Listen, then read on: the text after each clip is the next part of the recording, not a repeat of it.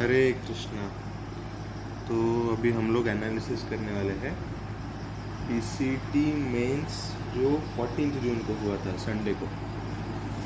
तो ठीक है भाई, सीधा स्टार्ट करते हैं। क्वेश्चन नंबर 1 से तो स्टार्ट नहीं कर सकते भाई, वो तो शायद से फिजिक्स या केमिस्ट्री के क्वेश्चंस थे। Will start from our maths question number 51। चलो भाई, क्या बोल रहा है वो? डोमेन ऑफ द फंक्शन निकालना है f of x equal to 1/ln of x square minus 1। इस फंक्शन का डोमेन निकालने के लिए बोला गया है। अच्छा, डोमेन निकालने का प्रोसीजर से सब लोग, everybody is well aware of the procedure of finding the domain. सबसे पहले ये ln of x square minus 1 जो लिखा गया है वो तो डिफाइंड होना चाहिए ना। अगर ln of x square minus 1 खुद ही एग्जिस्ट नहीं करता है तो उसका रेसिप्रोकल कहाँ से लोगे? तो first condition is ln x square minus 1 should be defined. अच्छा, ln एक्स स्क्वायर, देखो ये स्टेप्स में अभी एक दो क्वेश्चंस में लिखूंगा, सारे क्वेश्चंस में से स्टेप्स नहीं लिखूंगा। ln of x square minus 1 should be defined. तो ये समझो कि लॉग तभी डिफाइंड होता है जब उसके अंदर वाली quantity strictly greater than zero होती है। देखो, strictly greater than zero, equal to zero भी नहीं चलेगा। ये तभी डिफाइंड होगा जब x square minus 1 is positive, क्योंकि लॉग ए बेस बी कब डिफाइंड होता है? जब ए ग्रेटर देन जीरो होता है, बी ग्रेटर देन जीरो होता है और बी नॉट इक्वल टू 1 होता है। बात समझ में आ रही है सब लोगों को? अच्छा, x square minus 1 greater than zero मतलब x minus 1 into x plus 1 is greater than zero. अभी तो वेविकर मेथड यूज़ कर सकते हो ना। वेविकर में 1 प्लॉट करेंगे, इसका जीरो, इसका जीरो माइनस 1 वो भी प्लॉट करेंगे। एक रैंडम नंबर लेके इन दोनों के अलावा which is zero, in my case zero ले रहा हूँ। जीरो पे तो फंक्शन का साइन निगेटिव आ रहा है, तो यहाँ पे ये साइन निगेटिव आएगा, यहाँ पे पॉजिटिव आएगा और यहाँ पे भी पॉजिटिव आएगा। हम लोगों को पॉजिटिव पूछा गया था। पॉजिटिव पूछा गया था मतलब क्या? x belongs to minus infinity to minus 1 union 1 to infinity. Hope ये बात सब लोगों को समझ में आ रही है। अच्छा, इतने से काम नहीं चलेगा, सिर्फ ln x square minus 1 define होने से काम नहीं चलेगा। मान लो कि डिनोमिनेटर जीरो हो गया। भाई डिनोमिनेटर जीरो होने से तो काम नहीं चलता है हमारा। मतलब second condition should be ln of x square minus 1 should not be equal to zero. अच्छा, can I say this means ln of x square minus 1 should not be equal to ln 1, क्योंकि ln 1 zero होता है ना। What does it mean? This means x square minus 1 should not be equal to 1। This means 1 add कर दो दोनों side तो ये हो जाएगा, this means x square should not be equal to 2। X square should not be equal to 2 मतलब x should not be equal to plus और minus root 2।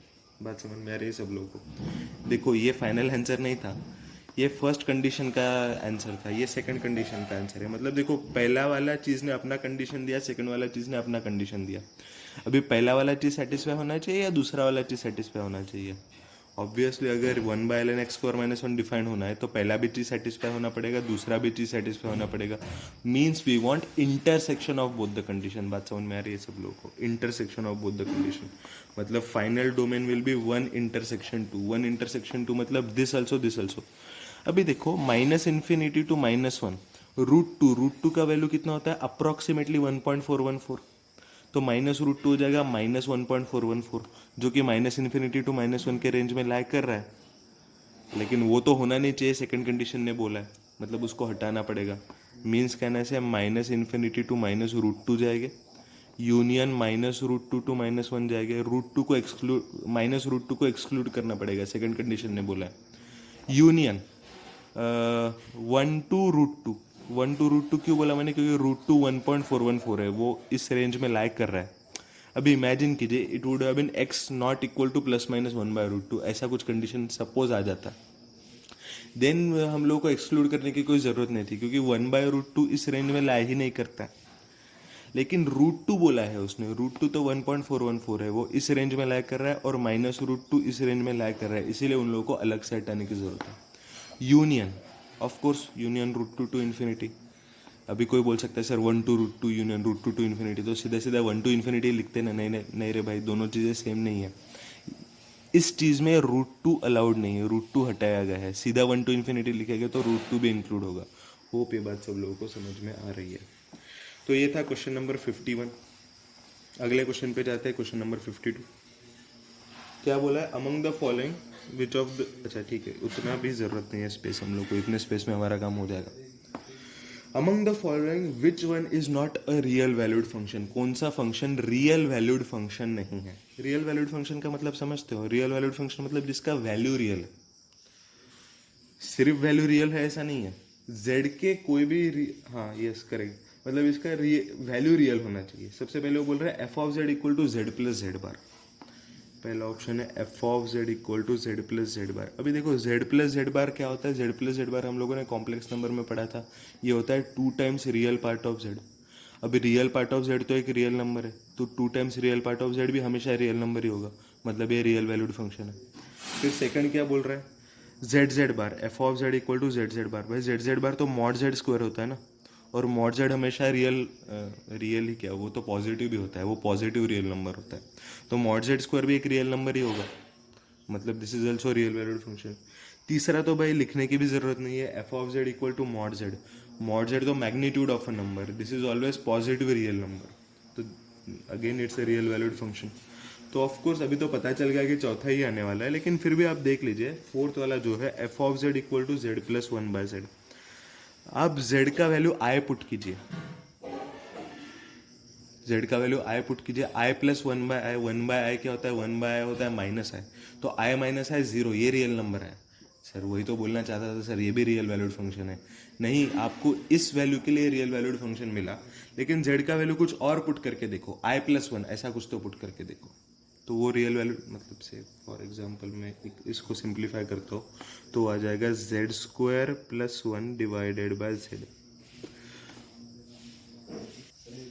अभी आई की जगह पे सीधा टू आई ही पुट करके देख लो ना, तो ये हो जाएगा टू आई का होल स्क्वायर, टू आई का होल स्क्वायर मतलब minus four plus one is minus three divided by two i, ये तो रियल नंबर नहीं है, बात समझ में आ रही है, that means this is not a real valued function. फिर नेक्स्ट क्वेश्चन नंबर 53 पे बढ़ते हैं, क्या बोल रहा है वो क्वेश्चन नंबर 53 में, the range of a function f of x equals to one divided by two sine x minus one. Okay, question simple है लेकिन इंटरेस्टिंग भी है साथ में। दो मेथड से बताओगे इसको। मेथड वन, साइन एक्स का रेंज क्या होता है पता है ना सब लोगों को, साइन एक्स का रेंज होता है माइनस वन से लेकर के वन तक, तो टू साइन एक्स का रेंज क्या होगा, टू साइन एक्स का रेंज होगा माइनस टू से लेकर के टू तक। सर ये तो बात समझ में आ रही है, लेकिन आपको टू साइन एक्स का रेंज किसी ने पूछा ही नहीं है, आपको two sine x minus one का रेंज पूछा है, तो two sine x minus one का रेंज, वन सब्सट्रैक्ट कर दो दोनों साइड तो हो जाएगा माइनस थ्री से लेकर के वन तक। बात समझ में आ रही है सब लोगों को। अभी उसके रेसिप्रोकल का रेंज पूछा है आप लोगों को। सी रेसिप्रोकल फंक्शन बड़ा स्पेशल फंक्शन होता है। सर ऐसी क्या स्पेशलिटी है रेसिप्रोकल फंक्शन में, because reciprocal function x equal to zero पे डिफाइंड नहीं होता है, तो सर फिर क्या करेंगे, इसका ग्राफ निकाल के देखेंगे, y equal to one by x का ग्राफ निकालेंगे। Sir y equal to one by x नहीं पूछा है ना, y equal to one upon two sine x minus one पूछा है। भाई बात तो एक ही है ना, जब x का value minus three to one के बीच में लाई करेगा तब y equal to one by x का रेंज और y equal to one by two sine x minus one का रेंज सेम ही रहेगा, क्योंकि y equal to one by two sine x minus one का रेंज निकालना है। Now this function is nothing but one by capital x, some capital x, where capital x belongs to minus three to one. Hope ये बात सब लोगों को समझ में आ रही है। अच्छा, y equal to one by x का ग्राफ कैसे होता है, y equal to one by x का ग्राफ ऐसे होता है, समथिंग लाइक दिस। ओके, तो sir y equal to one by x का तो ग्राफ आपने बता दिया, लेकिन उससे फ़ायदा क्या होगा। See what he is telling is, ये जो इनपुट है ना जो कि कैपिटल एक्स है, वन बाय कैपिटल एक्स, ये कैपिटल एक्स खुद माइनस थ्री टू वन के बीच में लाई कर रहा है। देखो ये खुद माइनस थ्री टू वन के बीच में लाई कर रहा है, माइनस थ्री से लेकर के वन के बीच में लाई कर रहा है ये। ओके, अभी वो बोल रहा है एक्स के जो values minus three to, capital x के जो values minus three to one के बीच में लाई कर रहे हैं उसके लिए वाई का वैल्यूज बताओ। ऑफ कोर्स अगर कैपिटल एक्स सिर्फ माइनस थ्री टू वन के बीच में ही लाई कर रहा है तो बाकी के सारे एक्स के वैल्यूज हटा देना चाहिए ना, माइनस थ्री टू वन के बीच में ग्राफ ऑब्जर्व करना चाहिए। उस माइनस थ्री के पहले वाला पूरा ग्राफ काट दीजिए, वो कोई काम का नहीं है। वन के बाद वाला भी ग्राफ कोई काम का नहीं है, उसे भी पूरे तरीके से काट दीजिए। अभी बताइए रेंज क्या है। सी ये माइनस थ्री है तो उसका रेसिप्रोकल ये वाला पॉइंट हो जाएगा minus one by three, one तो उसका रेसिप्रोकल तो वन ही होने वाला है। अभी बताइए रेंज क्या है, जो ग्राफ काटा हुआ नहीं है वो हमारा रेंज है। शुरू कहाँ से हो रहा है, शुरू हो रहा है माइनस इन्फिनिटी से, जा रहा है up to minus one by three तक, ठीक है। फिर उसके बाद में माइनस वन बाय थ्री से इधर तक कोई ग्राफ नहीं है, इधर से यहाँ तक का भी ग्राफ हम लोगों ने कैंसिल कर दिया है। फिर आगे ग्राफ बढ़ता है 1 से लेकर के इन्फिनिटी तक। होप ये बात सब लोगों को समझ में आ रही है। मतलब रेंज हो जाएगा -∞ to -1/3 यूनियन 1 to इन्फिनिटी। अच्छा, ये तो था मेथड 1। फिर method 2, y equal to 1/2 sin x minus 1 है ना, अभी क्रॉस मल्टीप्लाई करो तो ये हो जाएगा 2y sin x minus y equal to 1। अभी y ऐड कर दो दोनों साइड तो ये हो जाएगा 2y sin x equal to 1 + y। मतलब sin x हो जाएगा 1 + y divided by 2y। Hope ये बात सब लोगों को समझ में आ रही है। सर आप आगे आगे क्या करना चाहते हैं भाई? sin x का खुद का रेंज क्या होता है? sin x always belongs to -1 to 1। Sir ये तो बात सही है, लेकिन sin x खुद क्या है इस केस में? sin x है 1 + y divided by 2y, that belongs to -1 to 1। बात समझ में आ रही है? अभी 2 से मल्टीप्लाई कर दो दोनों साइड तो हो जाएगा -2 लेस देन और इक्वल टू, इधर 2 कैंसिल हो जाएगा 2 से मल्टीप्लाई करने के बाद, इज लेस देन और इक्वल टू 2। अभी इसी को मैं लिख सकता हूँ -2 इज लेस देन और equal to 1/y plus y/y तो 1 होता है, इज लेस देन और इक्वल टू 1। फिर 1 सब्सट्रैक्ट कर दो दोनों साइड से तो हो जाएगा -3 इज लेस देन और equal to 1/y is less than और इक्वल टू 1 सब्सट्रैक्ट कर दो यहाँ से दोनों साइड से। नहीं नहीं नहीं, एक मिनट, गड़बड़ है। ये -2 to 2 था ना, तो ये भी तो -2 to 2 ही है। अभी 1 सब्सट्रैक्ट करेंगे तो ये हो जाएगा -3 से लेकर के 1 तक। अच्छा, ये नेक्स्ट पेज पे करते कंटिन्यू। आपका 1/y है ना, 1/y -3 से 1 तक लाई कर रहा है। अच्छा, तो 1/y का ग्राफ निकाल लेते हैं। 1/y का ग्राफ कुछ ऐसे निकलेगा, something like this is y versus 1/y का ग्राफ। देखो ये स्पेशल है, y इसमें y एक्सिस पे नहीं है, y x एक्सिस पे है, 1/y y एक्सिस पे। बात समझ में आ रही है सब लोगों को? This is y versus 1/y का ग्राफ। अच्छा, तो ये y वर्सेस 1/y में वो बोल रहा है 1/y -3 to 1 के बीच में लाई कर रहा है। अच्छा, तो मैं -3 to 1 के बीच में कहीं तो ऐसे प्लॉट कर देता हूँ। देखो ये -3 है मेरा और ये 1 है। ये 1/y -3 to 1 के बीच में लाई कर रहा है, तो ऑफ कोर्स फिर से बात वही होगी। 1/y -3 to 1 के बीच में लाई कर रहा है तो बस उतना ही ग्राफ लो जिसमें 1/y -3 to 1 के बीच में लाई कर रहा है। -3 to 1 के बीच में 1/y का ग्राफ लाई कर रहा है। अच्छा, तो उसके पहले वाला ग्राफ भी कट हो जाएगा, उसके बाद वाला ग्राफ भी कट हो जाएगा। बात समझ में आ रही है सब लोगों को? अच्छा, अभी ये -3 है, -3 अगर 1/y है तो y क्या हो जाएगा? y हो जाएगा -1/3। बात समझ में आ रही है सब लोगों को? ये हो जाएगा -1/3। अभी ये वाला पॉइंट क्या है? ये है 1/y इक्वल टू 1, 1/y 1 है तो y भी 1 हो जाएगा। अभी देखो हमारा ग्राफ कहाँ कहाँ पे कटा हुआ नहीं है, वो हमारा y का आंसर है। y बिलोंग्स टू कहाँ से कहाँ तक? देखिए ये इतना वाला ग्राफ इंटैक्ट है, -∞ से ये वाला पॉइंट है -1/3, -∞ से -1/3। यूनियन और कहाँ से कहाँ तक है भाई? यूनियन ये वाला ग्राफ इंटैक्ट है 1 से लेकर के इन्फिनिटी। होप ये बात सब लोगों को समझ में आ रही है। आगे बढ़ते हैं नेक्स्ट क्वेश्चन पे। क्वेश्चन नंबर 54 में क्या बोला है? 54 में उसने पूछा है domain of the function f of x equal to ln of x square minus 9 divided by ln of x square minus 25। इसका डोमेन पूछा गया है। अभी ये बात तो सब लोगों को समझ में आती है कि ln मतलब log तभी डिफाइंड होता है जब ln of x square minus, जब अंदर वाली क्वांटिटी पॉजिटिव होती है। मतलब सबसे पहला कंडीशन है ln x square minus 9 should be defined. ln x square minus 1 कब डिफाइंड होता है? जब अंदर वाली क्वांटिटी पॉजिटिव है। x स्क्वायर माइनस 9 पॉजिटिव है, मतलब x minus 3 into x plus 3 positive है।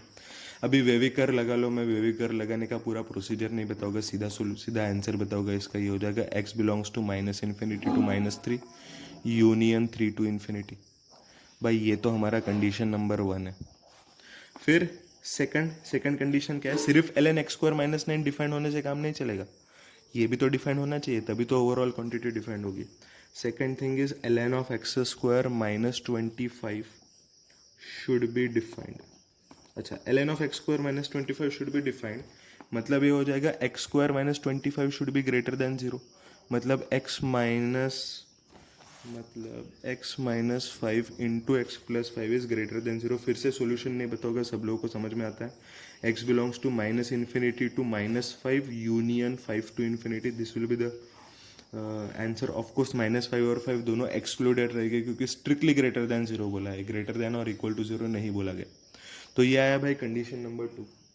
सर कंडीशन, सर ये भी डिफाइंड है ये भी डिफाइंड है तो काम हो गया ना भाई। इतना ही नहीं, इतना सफिशिएंट नहीं है। दोनों मल्टीप्लिकेशन में नहीं है, दोनों डिवीजन में है। F of x divided by g of x का डोमेन क्या होता है याद करो। F x by g x का डोमेन होता है domain of f intersection domain of g minus all such value of x where g of x become zero, क्योंकि डिनोमिनेटर कभी जीरो नहीं बन सकता है। मतलब तीसरा कंडीशन होगा कि denominator which is l n of x square minus 25 that should not become zero. Of course जैसा हमने फर्स्ट क्वेश्चन में किया था वैसे ही यहाँ पे l n x square minus 25 should not be equal to l n one. This implies x square minus 25 should not be equal to 1। 25 add कर दो दोनों साइड, मतलब x square should not be equal to 26। This implies x should not be equal to plus minus root 26। Hope ये बात सब लोगों को समझ में आ रही है। अच्छा, अभी हम लोगों को ये है कंडीशन नंबर 3। अभी कंडीशन 1, 2 और 3 हमको तीनों का इंटरसेक्शन लेना है। सबसे पहले ये देखो, ये बोल रहा है माइनस इन्फिनिटी टू -3 चलेगा, यूनियन 3 टू इन्फिनिटी। तो नंबर लाइन ही प्लॉट कर लेते हैं ताकि हमारा काम आसान हो जाए। पहला वाला क्या बोल रहा है? पहला वाला बोल रहा है माइनस इन्फिनिटी टू -3। ठीक है, minus infinity to -3 union 3 to infinity, मतलब ऐसे ऐसे मैं डिनोट करता हूँ। ये फर्स्ट कंडीशन का सोल्यूशन है। फिर सेकंड कंडीशन का सोल्यूशन है minus infinity to -5 union 5 to infinity. देखो -5 तो कहीं इधर लाई करेगा ना, यूनियन 5 टू इन्फिनिटी इधर समथिंग। अभी क्लियरली दिखाई दे रहा है, ऐसे मैंने डिनोट किया है फर्स्ट कंडीशन का सोल्यूशन और ऐसे डिनोट किया है सेकंड कंडीशन का सोल्यूशन। सबसे पहले फर्स्ट और सेकंड का इंटरसेक्शन निकाल लेते हैं। कहना ऐसे क्लियरली दिखाई दे रहा है फर्स्ट और सेकंड का इंटरसेक्शन सेकंड वाला खुद ही है, फर्स्ट वाले में थोड़ी ज़्यादा चीज़ें हैं। मतलब 1 इंटरसेक्शन 2 से मिल रहा है minus infinity to -5 union 5 to infinity. अभी तीसरा वाला कंडीशन बोल रहा है x should not be equal to plus minus root 26। अभी पहले ये देखना है कि रूट 26 इस रेंज में लैग कर रहा है क्या। अगर कर ही नहीं रहा है तो उसको हटाने की ज़रूरत नहीं है, कर रहा है तो हटाना पड़ेगा। अभी 5 होता है रूट 25, तो ऑफकोर्स रूट 26 उससे बड़ा है, मतलब इस रेंज में लैग कर रहा है। सिमिलरली माइनस रूट 26 इस रेंज में लैग करेगा, तो उन दोनों को हटा करके क्या मिलेगा, implies minus infinity to minus root 26 union minus root 26 to -5। देखो ये और ये सेम ही है एक्सेप्ट इसमें माइनस रूट 26 हटाया गया। Union 5 to root 26 union root 26 to infinity. Hope ये बात सब लोगों को समझ में आ रही है। तो ये था भाई क्वेश्चन नंबर 54। फिर question number 55। Sir next page पे जाइए ना सर। अरे भाई क्वेश्चन नंबर 55 के लिए कुछ स्पेस की जरूरत ही नहीं है, ओरली हो जाएगा। वो बोल कह रहा है if the relation is a function then a का वैल्यू बड़ा। आई थिंक ये सबसे सिंपल क्वेश्चन होगा इस टेस्ट का। एक रिलेशन फंक्शन कब होता है? When every element of the domain is mapped. अच्छा, डोमेन तो दिया ही नहीं है, तो जो है वही तो मैप हो ही गए। फिर सेकंड कंडीशन क्या बोलता है, no element should be mapped to more than 1 element. अभी देखो ये दिख क्या रहा है कि 1 ए को भी मैप कर रहा है 1 2 को भी मैप कर रहा है, ये तो गड़बड़ है ना। अगर 1 दो में एलिमेंट्स को मैप कर जाएगा तो उसको फंक्शन नहीं बोल पाएंगे। सर दिखाई तो दे रहा है कि 1 2 एलिमेंट्स को मैप कर रहा है, तो सर फिर ये फंक्शन नहीं है। नहीं, ये फंक्शन बन सकता है प्रोवाइडेड ए का वैल्यू 2 हो जाए। इन दैट केस क्या होगा, दो एलिमेंट्स हो गए 1,2 और 1,2, they are not distinct elements ना। बात समझ में आ रही है सब लोग को? सो सिंपल है। So that means a equal to 2, क्योंकि ए का वैल्यू 2 से अलावा और कुछ भी लगे तो वो फंक्शन नहीं हो सकता है। होप ये बात सब लोग समझ पा रहे हैं। फिर कौन सा नेक्स्ट क्वेश्चन 56 पे आगे बढ़ता है। 56 is very very similar to this question number 53। Rather same ही है, 53 का यूज करके भी 56 कर सकते हैं, लेकिन हम इंडिपेंडेंटली सॉल्व करेंगे इसको। वो बोल रहा है f of x equal to है sine x divided by 2 sine x minus 1। Of course मैं दो मेथड से सॉल्व करके नहीं दूंगा इसको, मैं मेथड 2 से सॉल्व करके देने वाला हूँ इसको। Let y be equal to 2 sine x by 2 sine x minus 1। Cross multiply कर दो, ये हो जाएगा 2y sine x minus y equal to 2 sine x. मतलब ये हो जाएगा 2y sine x minus 2 sine x equal to y। अभी 2 साइन एक्स कॉमन लेंगे तो ये हो जाएगा 2 sine x into y minus 1 equal to y। तो साइन एक्स हो गया y divided by 2 times y minus one. Hope ये बात सब लोगों को समझ में आ रही है। Of course sine x minus one to y one के बीच में लाई करता है। Minus one is always less than और equal to sine x is less than और इक्वल टू वन। मतलब ये हो जाएगा minus one is less than और equal to y by 2 times y minus one is less than और equal to one. 2 से multiply करो दोनों side, minus two is less than और equal to y by y minus one is less than और equal to 2। 2 से multiply किया। अच्छा, minus two is less than और इक्वल टू, ये था y by y minus one. इसको मैं ऐसे लिख सकता हूँ क्या, y minus one plus one divided by y minus one less than और इक्वल टू 2। सर ये minus one minus plus one करके क्या फ़ायदा होगा, देखिए तो माइनस टू लेस देन और equal to y minus one by y minus one तो 1 हो गया, plus one divided by y minus one is less than और इक्वल टू 2। अभी 1 सब्सट्रैक्ट कर दो दोनों side, minus three is less than और equal to 1 by y minus y is less than और इक्वल टू 1। अच्छा, 1 by y minus one minus three to 1 के बीच में ला कर है। ऑफकोर्स ये पहला वाला प्रोसीजर रिपीट करेंगे। यहाँ पे हम लोग ग्राफ x वर्सेस y का नहीं निकालने वाले हैं। y वर्सेस 1 बाय वाई का निकाला था, वैसे भी नहीं निकालेंगे। यहाँ पे ग्राफ निकलेगा y minus one versus 1 by y minus one का ग्राफ। ऐसा तो निकाल ही सकते हैं ना ग्राफ, क्या प्रॉब्लम है। इधर y माइनस वन रहेगा x एक्सिस पे और इधर रहेगा 1 बाय वाई माइनस वन। अच्छा, अभी ये इसका रेसिप्रोकल है, मतलब उसका ग्राफ ऐसा ही कुछ आएगा। x वर्सेस 1 बाय एक्स का ही ग्राफ है ये। ओके, अभी ये बोल रहा है 1 by y minus one minus three to 1 के बीच में लाई कर रहा है। मतलब ये वाली चीज़ माइनस थ्री टू 1 के बीच में लाई कर रही है। ठीक है, ये माइनस थ्री कहीं यहाँ पे है, 1 कहीं यहाँ पे। अभी ये बोल रहा है 1 बाय वाई माइनस वन, मतलब ये वर्टिकल एक्सिस में ग्राफ माइनस थ्री टू 1 के बीच में लाई कर रहा है। तो जो वर्टिकल में माइनस थ्री टू 1 के बीच में ग्राफ लाई कर रहा है बस उसी को रखेंगे, बाकी पूरा काट देंगे। जैसे माइनस थ्री के नीचे वाला जो भी ग्राफ है पूरा काट दिया। फिर 1 के ऊपर वाला जो ग्राफ है, 1 के ऊपर वाला ग्राफ, उसको भी कैंसिल कर देंगे। बात समझ में आ रही है सब लोगों को। अभी सिंपल सी बात है, ऑफकोर्स ये 1 बाय वाई माइनस वन भी कैंसिल हो गया हमारा। तो 1, ये अगर 1 by y minus one minus three है तो वाई माइनस वन खुद हो जाएगा माइनस वन बाय थ्री। ये तो बात सब लोगों को समझ में आती है। फिर 1 बाय वाई माइनस वन अगर 1 है तो वाई माइनस वन का वैल्यू हो जाएगा 1। होप ये बात भी सब लोगों को समझ में आ रही है। ओके, अभी देखो हमारे ग्राफ में बचा क्या क्या है। हमारा ग्राफ में y minus one belongs to in our graph क्या क्या ग्राफ में है। माइनस इन्फिनिटी से शुरुआत होती है, माइनस वन बाय थ्री पे ख़त्म होता है। Minus infinity to minus one by three होता है।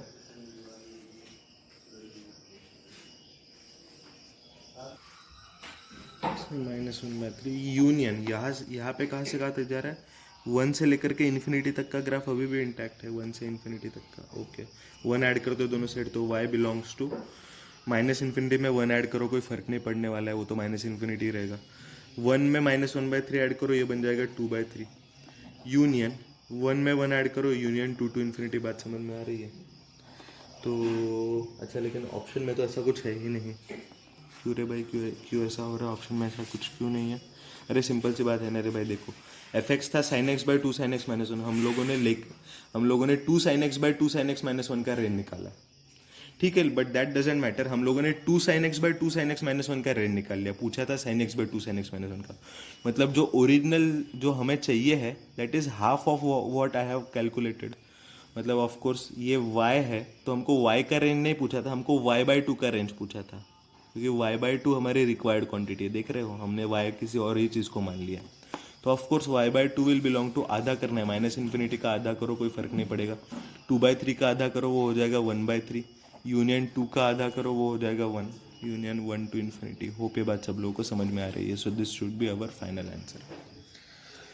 क्लियर है रे भाई सब लोगों को। फिर अगला क्वेश्चन की तरफ बढ़ते हैं। Question number 57। क्वेश्चन 57 में पूछा है domain of the function f of x equal to 1 upon box of 9 minus x square. अच्छा, सबसे पहले तो ये समझो कि मैंने 9 माइनस एक्स स्क्वायर लिखा है। जो चीज़ लिखा है वो पहले डिफाइंड होनी चाहिए। यहाँ पे लॉग होता तो आई वुड हैव टोल्ड ना कि लॉग इज डिफाइंड। तो ये वैसे मुझे यहाँ पे भी बोलना पड़ेगा कि 9 minus x square should be defined. लेकिन ये समझो कि ये एक पॉलिनोमियल फंक्शन होता है। पॉलिनोमियल फंक्शन तो हमेशा डिफाइंड होता है। पॉलिनोमियल फंक्शन का डोमेन आर होता है। तो 9 माइनस एक्स स्क्वायर अगर हमेशा डिफाइंड है तो उसके लिए अलग कंडीशन निकालने की ज़रूरत नहीं है। फिर बॉक्स अभी बॉक्स फंक्शन क्या कोई स्पेसिफिक वैल्यूज के लिए ही डिफाइंड होता है क्या? नहीं, बॉक्स फंक्शन तो सारे वैल्यूज के लिए डिफाइंड होता है. 9 minus x square is also always defined. Box x is also always defined. Means box of 9 minus x square is also always defined. Hope ये बात सब लोगों को समझ में आ रही है. तो सर फिर इसका तो डोमेन रियल नंबर ही होना चाहिए. नहीं भाई, ये तो डिनोमिनेटर में है ना. डिनोमिनेटर कभी जीरो नहीं हो सकता. मतलब एक ही कंडीशन है यहाँ पे कि 9 minus x square should not का box should not be equal to zero. अभी मैं बॉक्स एक्स का ग्राफ निकालता हूँ. अच्छा, अगर बॉक्स एक्स का ग्राफ निकालते तो देखिए बॉक्स एक्स का ग्राफ कुछ ऐसे ही आएगा ना. इतना ग्राफ तो वैसे मेरे लिए सफिशिएंट था. बॉक्स एक्स जीरो कब होता है? देखो बॉक्स एक्स जीरो इतने रेंज में हो रहा है ना. Box x equal to zero when कब होता है? जब x जीरो से जीरो लेस देन और equal to x less than one. One तो इंक्लूडेड नहीं है, वन ऊपर वाले रेंज में इंक्लूडेड है. सिमिलरली कहना से बॉक्स x जीरो तब होता है जब जीरो लेस देन और equal to x less than one. तो box of 9 minus x square zero कब होगा? जब जीरो लेस देन और equal to 9 minus x square is less than one. Hope ये बात सब लोगों को समझ में आ रही है. नेक्स्ट पेज पे सॉल्व करेंगे इसको. जीरो लेस देन और equal to 9 minus x square is less than one. एक एक करके इनइक्वालिटी सॉल्व करते हैं. सबसे पहले 9 minus x zero less than और equal to 9 minus x square, मतलब ही 9 minus x square is greater than और इक्वल टू जीरो. मतलब 9 ग्रेटर देन और इक्वल टू एक्स स्क्वायर. छोड़िए ना, इतना क्यों परेशान होते हैं. इसी को इधर फैक्टराइज कर दीजिए ना. ये हो जाएगा 3 minus x into 3 plus x should be greater than और इक्वल टू जीरो. फिर से वेविकर मेथड. इसका जीरो है 3, इसका जीरो है -3. एक रैंडम नंबर में हमेशा की तरह रैंडम नंबर जीरो लेने वाला हूँ. जीरो इन दोनों के बीच में ला कर रहा है. जीरो पे फंक्शन का साइन पॉजिटिव है, तो इधर पॉजिटिव वेविकर आएगा, इधर निगेटिव वेविकर आएगा, इधर भी निगेटिव वेविकर आएगा. बात समझ में आ रहा है? तो इस पे ग्रेटर देन और इक्वल टू जीरो भी अलाउडेबल है. मतलब x will belong to -3 included से लेकर के 3 इंक्लूडेड. हो पे बात सब लोगों को समझ में आ रही है, क्योंकि इक्वल टू जीरो भी अलाउड किया. अच्छा, ये हमारा फाइनल आंसर नहीं हो सकता. ये हमारा कंडीशन नंबर 1 है. फिर सेकंड कंडीशन क्या होगा? सेकंड कंडीशन होगा 9 minus x square should be less than 1. 9 minus x square should be less than 1. 1 subtract कर दो तो ये हुआ 8 minus x square less than 1. तो ये हुआ 2√2 minus x into 2√2 plus x should be ना भाई 1 सब्सट्रैक्ट किया तो ये लेस देन जीरो हो जाएगा ना. Should be less than zero. Hope ये बात सब लोगों को समझ में आ रही है. फिर से वेविकर मेथड लगाएंगे हम लोग. वेविकर मेथड लगाएंगे तो क्या आएगा? आई होप वो आएगा minus infinity to -2√2 union 2√2 to infinity. Sir यहाँ पे इंक्लूडेड का साइन है, यहाँ पे एक्सक्लूडेड का साइन है. ऐसे क्यों किया? क्योंकि यहाँ पे भी एक्सक्लूडेड है, इक्वल टू जीरो नहीं है. यहाँ पे इक्वल टू जीरो इंक्लूडेड है. बात समझ में आ रही है सब लोगों को? तो ये तो भाई कंडीशन नंबर 2 है. ये दोनों साथ में ट्रू होने चाहिए. मतलब कंडीशन 1 भी सही होना चाहिए, कंडीशन 2 भी सही होना चाहिए. मतलब क्या? मतलब दोनों का इंटरसेक्शन होना चाहिए. दोनों का इंटरसेक्शन लो. 1 इंटरसेक्शन 2 इक्वल टू क्या होगा? -2√2 का अप्रॉक्सीमेट वैल्यू कितना होता है? -2√2 का वैल्यू होता है -2.8, क्योंकि √2 अप्रॉक्सीमेटली 1.414. तो -2√2 हो जाएगा -2.828. -2.828 ये -3 to 3 के रेंज में लाई कर रहा है. मतलब हम लोगों को इन दोनों का इंटरसेक्शन लेते समय ये आ जाएगा -3 से लेकर के -2√2 यूनियन 2√2 से लेकर के 3. हो पे बात सब लोगों को समझ में आ रही है? सर लेकिन ये तो आंसर नहीं है सर. ये तो शायद से ऑप्शन भी नहीं होना चाहिए. है क्या ऐसा ऑप्शन? नहीं, ऐसा ऑप्शन भी नहीं है, क्योंकि ये पूछा ही नहीं गया था. तो फिर ये ऑप्शन में रहेगा भी क्यों? How can this be the answer? तो देखो ये आंसर था box of 9 minus x square equal to zero का. Box of 9 minus x square equal to zero का सोल्यूशन ये था. लेकिन हमें किसी ने box of 9 minus x square equal to zero का सोल्यूशन नहीं पूछा था. Rather our original condition was box of 9 minus x square should not be equal to zero. मतलब मेरा answer will be all real numbers except these numbers. बात समझ में आ रही है सब लोगों को? मेरा आंसर में सब कुछ हो सकता है, लेकिन ये नहीं हो सकता है. मतलब अच्छा, इसको मैं बोलता हूँ नंबर 3, इक्वेशन नंबर 3. तो कहने से my answer will B R minus equation number 3. मतलब रियल नंबर में से इन सबको हटाओ. इन सबको हटाओ तो क्या आएगा? सबसे पहले -∞ to -3 आ जाएगा. देखो -3 इसमें इंक्लूडेड है तो इसमें इंक्लूडेड नहीं हो सकता है। यूनियन -2√3 कहाँ से आ गया रे भाई, 2√2 है ना। यूनियन -2√2 से लेकर के 2√2, -2√2 यहाँ पे एक्सक्लूडेड है तो ऑफकोर्स सब्सट्रैक्शन करते वक्त इसमें इंक्लूडेड होना चाहिए। 2√2 इधर एक्सक्लूडेड है तो 2√2 इधर इंक्लूडेड होना चाहिए। बात समझ में आ रही है सब लोग को। यूनियन 3 to infinity, फिर से वही बात, 3 इधर इंक्लूडेड है तो इधर एक्सक्लूडेड होना चाहिए। This will be our final answer. Hope ये बात सब लोगों को समझ में आ रही है। ओके अभी नेक्स्ट क्वेश्चन क्या पूछा है, 58th क्वेश्चन। 58th क्वेश्चन तो मुझे इंटरेस्टिंग लग रहा है। ये ग्राफिकल क्वेश्चन है हमारा, ट्रांसफॉर्मेशन ऑफ द ग्राफ से बनेगा। Of course without transformation of graph algebraically भी बनेगा, but I will tell it using transformation of graphs. वो बोल रहा है find the number of solutions. Number of solutions, solutions नहीं पूछे, नंबर ऑफ सॉल्यूशन पूछे। तो पहले ग्राफ क्लिक करना चाहिए जनाब। मॉड x - 2 - 3 = 1 ऐसे पूछा। तो ठीक है भाई, इसको नेक्स्ट पेज पे ही करते क्योंकि बहुत सारे ग्राफ एक के बाद एक लगेगा हम लोगों को। मॉड ऑफ x - 2 - 3 = 1 ऐसे बोला है उसने। सबसे पहले ना मैं मॉड x का ग्राफ निकालता हूँ, वो तो हमारा नोन ग्राफ है। देखो ग्राफिकल ट्रांसफॉर्मेशन कभी ग्राफ निकालना कैसे ये सिखाएगा नहीं आपको, वो एप्लीकेशन ऑफ डेरिवेटिव्स में जाकर के सीखते हैं हम लोग। ग्राफिकल ट्रांसफॉर्मेशन का सिंपल सा मतलब है कि you know some standard graphs, उसका यूज़ करके आप उससे रिलेटेड ग्राफ्स निकालेंगे। अभी ये मॉड फंक्शन है, इतना बड़ा तो ग्राफ हम निकाल नहीं सकते डायरेक्टली, लेकिन मॉड एक्स तो पता है ना। तो ये था भाई y = मॉड एक्स का ग्राफ है ये। अच्छा सर मॉड एक्स का ग्राफ है, अभी आपको पूछा है मॉड ऑफ x - 2 का, ये y = मॉड एक्स है। अभी इसका यूज़ करके मुझे निकालना है graph of y = mod x - 2। कहना है से इसमें बस फ़र्क इतना ही है कि x को x - 2 से रिप्लेस किया गया है। हाँ सर, x को x - 2 से अगर रिप्लेस किया गया है तो याद करो ग्राफिकल ट्रांसफॉर्मेशन क्या बोलता है। ग्राफिकल ट्रांसफॉर्मेशन बोलता है कि ग्राफ को 2 यूनिट्स लेफ्टवर्ड नहीं रे भाई, ग्राफ को 2 यूनिट्स राइटवर्ड शिफ्ट करो। 2 यूनिट्स राइटवर्ड मतलब देखो ये 0 पे मिल रहे थे, अभी 2 यूनिट राइटवर्ड मतलब 2 पे मिलेंगे। तो ये हुआ भाई graph of mod x - 2। But mod of x - 2 तो किसी ने पूछा नहीं, हमको पूछा है मॉड ऑफ x - 2 - 3 पूछा है। नेक्स्ट इस पर से y = मॉड ऑफ x - 2 - 3, इसको y = fx बोलता हूँ ना, तो ये y = fx - 3 है।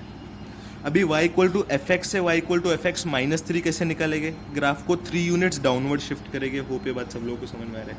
ग्राफ अभी यहाँ पे 0 पे एंड हो रहा है, 0 पे एंड हो रहा है। 3 यूनिट्स डाउनवर्ड मतलब वो -3 पे एंड होगा। अच्छा -3 पे एंड होगा तो देखो कैसे होगा। अच्छा पहले ये सब कुछ 3 यूनिट्स डाउनवर्ड शिफ्ट करना है ना। x = 0 पे कितना वैल्यू आ रहा है देखो, 0 - 2 मॉड 2 = 2, तो ये तो 2 है। तो 3 यूनिट जब डाउनवर्ड शिफ्ट होगा तब ये -1 पे चला जाएगा। बात समझ में आ रही है सब लोगों को। नए ग्राफ में जो पॉइंट मतलब x = 2 पे जो वैल्यू 0 आ रहा था, 3 यूनिट डाउनवर्ड शिफ्ट होने पे वो -3 पे चला जाएगा। तो ये वाले पॉइंट को मैं -3 बोल रहा हूँ। अच्छा फिर ये जो x = 0 पे जो वैल्यू 2 आ रहा था, 3 यूनिट डाउनवर्ड शिफ्ट होने के बाद वो वैल्यू -1 हो जाएगा। तो ये -1 हो जाएगा। मतलब ऐसे कुछ तो ग्राफ निकलने वाला है हमारा। होप ये बात सब लोगों को समझ में आ रही है। सर ये 0 है, ये -1 है, ये तो बात हम लोग को समझ में आ रही है। ये पॉइंट कौन सा है, ये पॉइंट कौन सा है और ये पॉइंट कौन सा है। तो भाई उसके लिए तो थोड़ा बहुत अलजेब्रा का यूज़ करना पड़ेगा। मॉड ऑफ x - 2 - 3 = 0, मतलब mod of x - 2 = 3। Mod of x - 2 3 कब होगा, जब x - 2 होगा +or -3। x - 2 को एक बार +3 मानो तो x = 5 आएगा, एक बार x - 2 को -3 मानोगे तो x = -1 आएगा। मतलब ये वाला पॉइंट -1 है, ये वाला पॉइंट 5 है। होप ये बात सब लोगों को समझ में आ रही है। अच्छा तो सर ये हमारा फाइनल ग्राफ है। नहीं रे भाई, ये भी फाइनल ग्राफ नहीं है। मॉड x - 2 - 3 किसी ने पूछा नहीं था, इसका मॉड पूछा था। तो मैं क्या करता हूँ ना, इसको y = f(x) मानता हूँ। इसको अगर y = f(x) मानूंगा तो अगला ग्राफिकल ट्रांसफॉर्म, देखो 10 ग्राफिकल ट्रांसफॉर्मेशंस होते हैं, ये एक ग्राफिकल ट्रांसफॉर्मेशन है। y = f(x) से y = f(x + a करना, y = f(x) से f(x) उसके बाहर +a करना। एक बार x के साथ a है, एक बार f(x) के साथ a है। बात समझ में आ रही है सब लोग। अभी ये वाला जो नया ग्राफिकल ट्रांसफॉर्मेशन लगाना है, ये y = fx है, तो y = मॉड ऑफ fx का ग्राफ पूछा है। This is another graphical transformation. उसने पूछा है y equal to mod of mod x minus 2 minus 3। अभी y equal to f x के ग्राफ पर से y equal to mod of f x का ग्राफ कैसे निकलता है? जहाँ जहाँ पे भी एफ एक्स पॉजिटिव होता है उसको कुछ करते नहीं है, जहाँ जहाँ पे भी एफ एक्स निगेटिव होता है उसका रिफ्लेक्शन इन एक्स एक्सिस ले लेते। बात समझ में आ रही है सब लोगों को? मतलब ये कैसे हो जाएगा ग्राफ दिखने में? जहाँ जहाँ पे भी ग्राफ पॉजिटिव में है उसको तो कुछ कर ही नहीं सकते, पॉजिटिव में वहाँ तो कुछ नहीं कर सकते। जहाँ जहाँ पे भी ग्राफ निगेटिव में है उसका रिफ्लेक्शन इन एक्स एक्सिस ले लो, रिफ्लेक्शन इन एक्स एक्सिस लोगे तो it would look something like this. Hope ये बात सब लोगों को समझ में आ रही है। लेकिन सर ये पॉइंट्स के कोऑर्डिनेट्स क्या है? सिंपल सी बात है, पहले भी कोऑर्डिनेट 2 था तो अभी भी कोऑर्डिनेट 2 ही रहेगा ना। हाँ, पहले कोऑर्डिनेट -3 था तो रिफ्लेक्शन होने के बाद अभी कोऑर्डिनेट 3 हो जाएगा, वाई कोऑर्डिनेट। बात समझ में आ रही है सब लोगों को? I think everything else is known. तो ये हमारा रिक्वायर्ड ग्राफ है। This is the required graph of mod x minus 2 minus 3। ज़्यादा कॉम्प्लिकेटेड नहीं था, 3 ग्राफिकल ट्रांसफॉर्मेशन में काम हो गया। अभी दिस इक्वल टू 1, अभी ये y equal to mod of mod x minus 2 minus 3 का ग्राफ है। मैं साथ साथ में y इक्वल टू 1 का भी ग्राफ निकल लेता हूँ। y इक्वल टू 1 का ग्राफ कैसे होगा? ये होगा y इक्वल टू 1 का ग्राफ। बात समझ में आ रही है सब लोगों को? Can I say mod of mod x minus 2 minus 3 equal to 1 को सॉल्व करना इज नथिंग बट, ध्यान से सुनिए, mod of mod x minus 2 minus 3 equal to 1 को सॉल्व करना is nothing but the intersection of the graphs y equal to mod of mod x minus 2 minus 3 and y equal to 1। क्योंकि इन दोनों को equate कर रहे हैं, मतलब ये ग्राफ को और ये ग्राफ को इक्वेट कर रहे हैं, दोनों ग्राफ को इक्वेट कर रहे हैं, मतलब दोनों ग्राफ को साथ में सॉल्व कर रहे हैं। साथ में सॉल्व कर रहे हैं मतलब उनका पॉइंट ऑफ इंटरसेक्शन निकाल रहे हैं। देखिए कितने पॉइंट्स में इंटरसेक्ट कर रहा है, 1 2 3 4 पॉइंट्स में इंटरसेक्ट कर रहा है। So there are 4 solutions in total. Hope ये बात सब लोगों को समझ में आ रही है? ओके, तो ये था भाई क्वेश्चन नंबर 58। फिर क्वेश्चन नंबर 59 भाई ये बड़ा सिंपल है, ये करना चाहिए या नहीं करना चाहिए। This was similar to 53 and 56, reciprocal वाला ग्राफ ही है ये, ठीक है। तो y equal to 1 by e to the power x minus 1 है, क्रॉस मल्टीप्लाई करो ये हो जाएगा y into e to the power x minus y equal to 1। तो y into e to the power x equal to y plus 1, मतलब ये हो जाएगा e to the power x equal to y plus 1 divided by y। लेकिन e to the power x का खुद का range क्या होता है पहले देखिए। e to the power x का ग्राफ कुछ तो ऐसे होता है ना, मतलब 0 टू इन्फिनिटी तक उसका ग्राफ होता है, मतलब e to the power x belongs to 0 to infinity. Hope ये बात सब लोगों को समझ में आ रही है। ये e to the power x का खुद का रेंज है 0 टू इन्फिनिटी। लेकिन e to the power x खुद है y plus 1 divided by y, मतलब y प्लस 1 बाय y का ग्राफ है 0 टू इन्फिनिटी। अभी y प्लस 1 बाय y मतलब y बाय y तो 1 होता है, 1 प्लस 1 बाय y लाई करेगा 0 से इन्फिनिटी तक। 1 सब्सट्रैक्ट करते हो जाएगा -1 से लेकर के इन्फिनिटी में से 1 सब्सट्रैक्ट करो इन्फिनिटी ही रहेगा। अभी 1 बाय y लाई कर रहा है -1 टू इन्फिनिटी के बीच में। फिर से नेक्स्ट पेज पे हम लोग y वर्सेस 1 बाय y का ग्राफ निकालने वाले हैं। y वर्सेस 1 बाय y का ग्राफ देखिए रे भाई,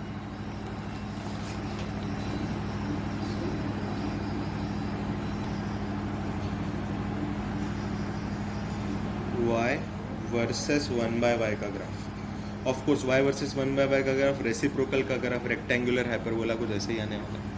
अच्छा, अभी वो बोल क्या रहा है, 1 बाय y लाई करना चाहिए -1 टू इन्फिनिटी के बीच में। Both of them are excluded quantities. Of course infinity has to be excluded, infinity can never be included. -1 को भी एक्सक्लूड करने की बात चल रही है यार। 1 बाय y लाई कर रहा है -1 टू इन्फिनिटी के बीच में। सपोज ये -1 है, ऑफ कोर्स ये इन्फिनिटी है, मतलब ये जो 1 बाय y है मतलब ये वर्टिकल एक्सेस, वहाँ पे जिनका वैल्यू -1 टू इन्फिनिटी के बीच में है ना, बस उतना ही अलाउड है। उसके नीचे का पूरा ग्राफ काटना पड़ेगा। बात समझ में आ रही है सब लोग? मतलब देखिए हमारा ग्राफ इतना ही एग्जिस्ट कर रहा है -1 टू इन्फिनिटी। अच्छा, लेकिन आपको 1 बाय y का वैल्यू पूछा नहीं किसी ने, y का वैल्यू पूछा। y का value is our required quantity. अभी देखिए y का वैल्यू कहाँ से कहाँ तक लाई कर रहा है, ग्राफ कहाँ से कहाँ तक एग्जिस्ट कर रहा है, -इन्फिनिटी से ग्राफ शुरू हो रहा है। अभी 1 बाय y -1 है तो y भी तो -1 होगा ना। बात समझ में आ रही है सब लोग? तो y belongs to -infinity to -1, -infinity से -1 तक लाई कर रहा है। यूनियन देखो अच्छा, -1 क्यों एक्सक्लूड किया, क्योंकि ये वाला -1 एक्सक्लूडेड था तो उसका रेसिप्रोकल भी एक्सक्लूडेड ही होगा। फिर देखो y इक्वल टू 0 तो डोमेन में ही नहीं है इसके, तो y इक्वल टू 0 भी एक्सक्लूड करना पड़ेगा। 0 से लेकर के इन्फिनिटी तक का पूरा ग्राफ है, मतलब y belongs to -infinity to -1 union 0 to infinity. Hope ये बात सब लोगों को समझ में आ रही है? तो ऑफकोर्स मैंने मेथड 2 से ही करके दिया, मैंने मेथड 1 से नहीं किया। तो मेथड 1 से भी आप लोग कर सकते हो, कोई प्रॉब्लम नहीं है। तो ये है क्वेश्चन नंबर 59। अभी क्वेश्चन नंबर 60 को देखते हैं। क्वेश्चन नंबर 60 में क्या बोल रहा है वो, 60 में ही asking me the range of the, नहीं रेंज नहीं पूछ रहे थे भाई, डोमेन पूछ रहा है 60 में, डोमेन ऑफ द फंक्शन। ये इंटरेस्टिंग है, f of x equal to log to the base 2 of log to the base 3 of log to the base 1/4 x, ऐसा पूछेगा। अभी देखो, जब हम लोगों ने देखा था कि जब भी कंपोजिशन ऑफ फंक्शंस पढ़ते हैं हम लोग, तब अंदर से बाहर तक चेक करना पड़ता है, बाहर से अंदर तक नहीं, क्योंकि एक्स वाली क्वांटिटी सबसे अंदर होती है, तो चेक करना तो अंदर से शुरू करना पड़ेगा। तो सबसे पहला कंडीशन में क्या बोलेगा, first condition should be log x to the base 1/4 लिखा गया है। अभी आप जो लिख रहे हैं वो डिफाइंड होना चाहिए, तभी तो ओवरऑल क्वांटिटी डिफाइंड होगी। मतलब log x base 1/4 is should be defined, it should be defined. अच्छा, लॉग कब डिफाइन होता है, जब अंदर वाली क्वांटिटी ग्रेटर देन 0 होती है, मतलब x ग्रेटर देन 0, ये तो पहला कंडीशन आया, this is not the final answer. फिर सेकंड कंडीशन, सिर्फ log x बेस 1/4 डिफाइन होने से काम बनेगा नहीं, log base 3 of log base 1/4 x ये भी डिफाइन होना चाहिए। मतलब log base 3 of log 1/4 of x should also भी डिफाइंड। हो पे बात सब लोगों को समझ में आ रही है। लेकिन लॉग कब डिफाइंड होता है, लॉग डिफाइंड तब होता है जब उसके अंदर वाली क्वांटिटी पॉजिटिव होती है। तो लॉग बेस 3 कब डिफाइंड होगा, जब उसके अंदर वाली क्वांटिटी, लॉग के अंदर वाली क्वांटिटी पॉजिटिव होगी। मतलब log of x base 1/4 should be positive. अच्छा, log x base 1/4 should be positive, मतलब log x base 1/4 should be greater than log 1 base 1/4। बात समझ में आ रहा है सब लोगों को, क्योंकि log 1 तो 0 होता है ना। अभी क्या करते हैं, log x बेस 1/4 का ग्राफ निकालते हैं। log x बेस 1/4 का ग्राफ भी निकालने की ज़रूरत नहीं है, हम लोगों ने लॉगरिदम में पढ़ा था, ग्राफ पर से हम लोगों ने देखा था। log का graph, log x base a का ग्राफ, जब a ग्रेटर देन 1 होता है तब वो इंक्रीजिंग ग्राफ होता है। नहीं, ये तो एक्सपोनेंशियल होगा ना। जब a ग्रेटर देन 1 होता है log x बेस a में, तब वो इंक्रीजिंग ग्राफ होता है। और जब a लेस देन 1 होता है, मतलब a 0 to 1 के बीच में होता है, तब उसका डिक्रीजिंग ग्राफ होता है। मतलब जब बेस लेस देन 1 होता है, 0 to 1 के बीच में होता है, तब लॉग कैंसिल नहीं होता है डायरेक्टली, कैंसिल तो हो जाता है लेकिन इनइक्वालिटी को उल्टा कर देता है। इनइक्वालिटी को उल्टा कर देता है मतलब क्या हो जाएगा, लॉग कैंसिल करो, इनइक्वालिटी को उल्टा कर दो, तो ये हो जाएगा x लेस देन 1। ये आया सेकेंड कंडीशन। हो पे बात सब लोगों को समझ में आ रही है। अभी ये तो सेकंड कंडीशन है, फाइनल आंसर नहीं है। अभी थर्ड कंडीशन भी निकालना है। थर्ड कंडीशन क्या है sir, log base 3 of log base 1/4 x तो डिफाइंड हो गया ना, उससे काम नहीं बनेगा, बाहर वाला भी तो log डिफाइंड होना चाहिए। log base 2 of log base 3 of log 1/4 x should be defined. वो पे बात सब लोगों को समझ में आ रही है, दिस शुड बी डिफाइंड। अच्छा, ये डिफाइंड कब होगा, log कब डिफाइंड होता है, जब अंदर वाली क्वांटिटी पॉजिटिव होती है, मतलब ये वाली क्वांटिटी पॉजिटिव होनी चाहिए। implies log base 1/3 of log x base 1/4 should be positive। इसका मतलब क्या, log base 3 of log base 1/4 x should be greater than log 1 base 3। हो पे बात सब लोगों को समझ में आ रही है। सर अभी log कैंसिल कर देंगे और इनइक्वालिटी को उल्टा करेंगे। भाई उल्टा नहीं करेंगे, इनइक्वालिटी सेम ही रहती है जब a बेस ग्रेटर देन 1 होता है, क्योंकि उसमें इंक्रीजिंग ग्राफ होता है। और इनइक्वालिटी उल्टा तभी होता है जब बेस 0 to 1 के बीच में लाई कर रहा है। अभी बेस 0 to 1 के बीच में लाई कर रहा है या बेस ग्रेटर देन 1 है, बेस ग्रेटर देन 1 है, मतलब लॉग को सीधा सीधा कैंसिल कर देंगे और इनइक्वालिटी को सेम रखेंगे। वो पे बात सब लोग को समझ में आ रही है। मतलब log 1/4 x should be greater then 1।